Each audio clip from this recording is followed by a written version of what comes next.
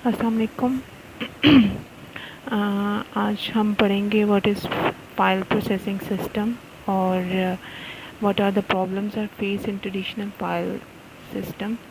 File system क्या होता है? फाइल सिस्टम में हम जो है वो अपना जो डेटा है उसको एक ऑर्गेनाइज्ड फॉर्म में स्टोर करते हैं और the typical file processing system use different set of files for each department and an organisation. तो हमारे पास जो पुराना या ट्रेडिशनल फाइल सिस्टम यूज़ होता था उसमें हम क्या करते थे कि जितने भी हमारे फॉर एग्जांपल आप किसी डिपार्टमेंट का डेटा स्टोर कर रहे हो तो वो जितने भी आपके डिपार्टमेंट्स होते हैं उनके अलग अलग डेटा को स्टोर किया जाता है। फॉर एग्जांपल कस्टमर्स को अलग से स्टोर किया जाता है, सेल्स को अलग से किया जाता है, इन्वेंट्री को अलग से किया जाता है। मतलब each component is stored in different files. और एक फ़ाइल के अंदर जो रिकॉर्ड्स हैं ज़ाहिर बात है वो उसकी एंट्रीज़ होंगी। The record in one file may not be related to the record stored in another file. जो आपकी जो एक फ़ाइल के अंदर डेटा स्टोर हुआ है वो हो सकता है दूसरी फ़ाइल के डेटा के साथ कोई रिलेशनशिप ना हो, उनका कोई रिलेट ना करते हों। अब what is the problem for this traditional file management system? अगर हम इसको देखें कि कैसे इस फाइल सिस्टम में क्या प्रॉब्लम्स थे जिसकी वजह से हम जो है वो डेटाबेस की तरफ मूव किए हैं, तो उसमें से जो फर्स्ट प्रॉब्लम है that is data redundancy. Means कि आपका डेटा जो है वो डुप्लिकेट होता है मल्टीपल फाइल्स में। हो सकता है आपकी कस्टमर की जो फ़ाइल के अंदर डेटा पड़ा हुआ है कस्टमर्स का, वो सेल के अंदर दोबारा से रिपीट हो रहा हो, ठीक है। और इसी तरह से जो सेल्स का डेटा पड़ा हुआ है उसमें उसका डेटा रिपीट हो रहा है इन्वेंट्री में, ठीक है।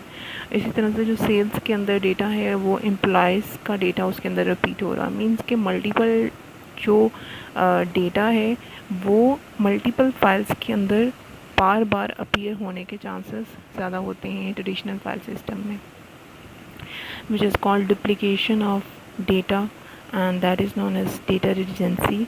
हमारा जो ट्रेडिशनल फाइल सिस्टम है basically that is not created for database management system. So उसके अंदर जो है कोई प्रॉपर मैनेजमेंट नहीं है डेटाबेस की टाइप की। वो एक सिंपल फाइल सिस्टम है जिसके अंदर हम कुछ एप्लीकेशंस लिखते हैं या कोई डॉक्यूमेंट बनाते हैं। तो ये जो चीज़ें हैं रिडंडेंसी या कंसिस्टेंसी, इस तरह की जो प्रॉब्लम्स हैं ये फाइल सिस्टम में अपीयर होते हैं, बार बार होते हैं। क्योंकि file system is not created for such type of data, ठीक है, like database. So we have multiple data, we have data multiple locations. तो बार बार आपका डेटा जो है वो रिपीट हो रहा होगा फाइल ट्रेडिशनल फाइल सिस्टम में।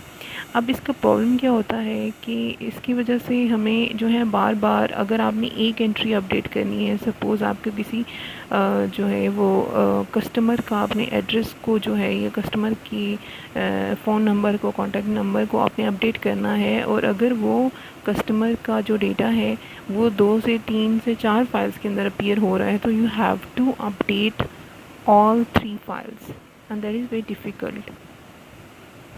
सो बजाय इसके कि आप एक दफ़ा उसको अपडेट करते हैं, आपको मल्टीपल टाइम करना पड़ेगा जितनी दफ़ा वो अपीयर हुआ होगा। And this is a extra burden for processing as well as for hard disk और द स्टोरेज एरिया जहाँ पर आप उन फाइल्स को स्टोर करोगे। ज़ाहिर बात है एक ही जो डेटा है वो बार बार अगर रिपीट हो रहा होगा तो उसके लिए आपको मेमोरी लोकेशंस भी जो है वो ज़्यादा लगेंगी। अच्छा जी, another problem is data inconsistency, ठीक है। हमारा जो डेटा है दैट इज़ इनकन्सिस्टेंट। इनकन्सिस्टेंसी का प्रॉब्लम का मतलब है कि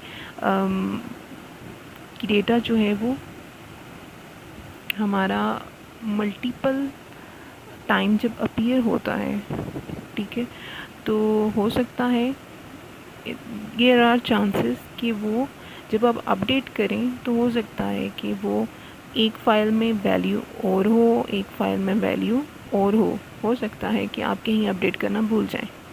so somewhere is updated data, somewhere is not updated data, and at the end आप क्या कह सकते हो कि आपका डेटा क्या है, इनकन्सिस्टेंट है, ठीक है। इनकन्सिस्टेंसी का मतलब होता है कि एक ही चीज़ है लेकिन वो मल्टीपल वैल्यूज़ के साथ मौजूद है, उसकी वैल्यू कंसिस्टेंट नहीं है। That is called data inconsistency and why it happens because of data redundancy. When data duplicated तो अगेन एंड अगेन आपको जो है ये प्रॉब्लम फेस करना पड़ेगी कि आपको हो सकता है आपने कहीं अपडेट ना किया हो तो आपका डेटा इनकन्सिस्टेंट है, and at the end what the problem कि आप कौन से डेटा को जो है वो करेक्ट समझोगे, जो अपडेट हुआ है या नहीं हुआ.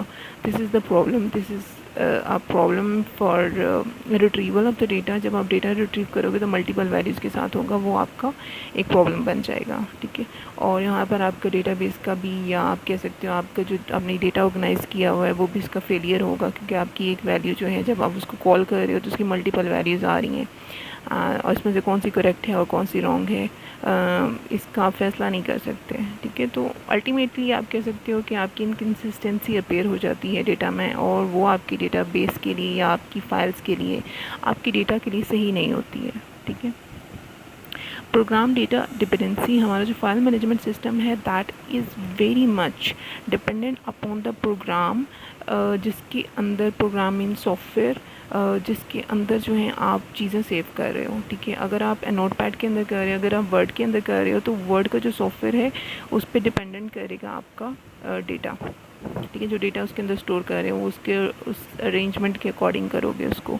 इसी तरह से यानी जो आप प्रोग्राम लिखोगे अपने डेटा को स्टोर करने के लिए, ठीक है, और जो आपका डेटा होगा वो आपस में इंटरलिंक होंगे. ठीक है, अगर आपने अपने डेटा को चेंज किया तो आपको प्रोग्राम भी चेंज करना पड़ेगा. ठीक है, जो सॉफ्टवेयर आप बनाओगे, जिसके थ्रू जो है जो इंस्ट्रक्शंस होंगी, आप जिसके थ्रू आप डेटा को स्टोर करोगे, तो वो अगर आप डेटा चेंज करते हो तो आपको वो इंस्ट्रक्शंस भी चेंज करनी पड़ेंगी. So it is the dependency between your data and the software which is created for the saving of your data. ठीक है, storing of your data. So ये एक डिपेंडेंसी होती है, और इसका नुकसान ये होता है कि आपको अगर आप डेटा चेंज करने जा रहे हो तो आपको साथ में सॉफ्टवेयर भी चेंज करना पड़ेगा, और अगर आप जो है वो सॉफ्टवेयर चेंज करते हो तो उसका इफेक्ट डेटा पे भी होता है. So you have dual problem, आपको दो प्रॉब्लम फेस करने पड़ते हैं whenever you change one thing. ठीक है, this is because of data dependency on programme.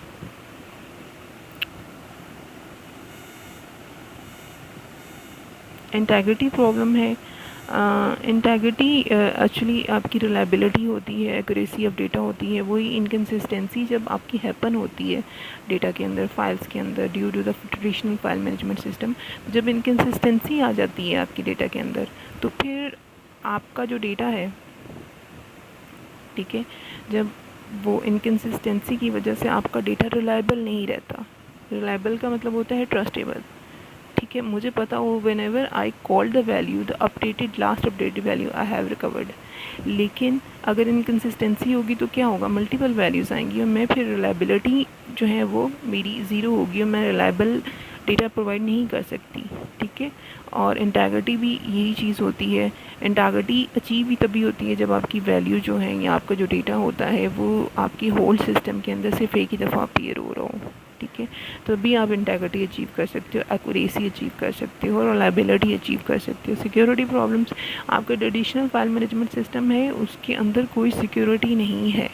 ठीक है, कोई भी यूज़र जब फाइल एक्सेस कर लेगा तो सारा डेटा एक्सेस कर सकता है. ठीक है, लेकिन हम ये चीज़ देखेंगे कि हम डेटाबेस जो हम यूज़ करेंगे उसमें कितने एडवांटेजेस हैं, कि हमने सिक्योरिटी कैसे अचीव की है, कि हमारी फ़ाइल अगर किसी के हाथ लगती भी है तो उसका पासवर्ड लॉगिन होता है. फिर उसके बाद हमारी डिफरेंट फाइल्स होती हैं, उसके ऊपर यूज़र्स की एक्सेस होती है, वो रीड कर सकते हैं या राइट कर सकते हैं. There are different privileges given to the users or customers. तो अकॉर्डिंग टू देयर लिमिटेशंस वो उन फाइल्स को यूज़ करते हैं. But in traditional file management system ऐसी कोई सिक्योरिटी प्रोवाइड नहीं की जाती, तो there are lack of security about the data. So ये हमारे पास जो है वो ट्रेडिशनल फाइल मैनेजमेंट सिस्टम और इसकी कुछ प्रॉब्लम्स थी. अब इन्हीं प्रॉब्लम्स को ओवरकम करने के लिए हमारा डेटाबेस आया था. ठीक है, तो ये डेटाबेस का बैकग्राउंड है, या आप कह सकते हो रीजंस हैं why the database is created. Database management system is created a proper software that is used to store, maintain, retrieve the database type data.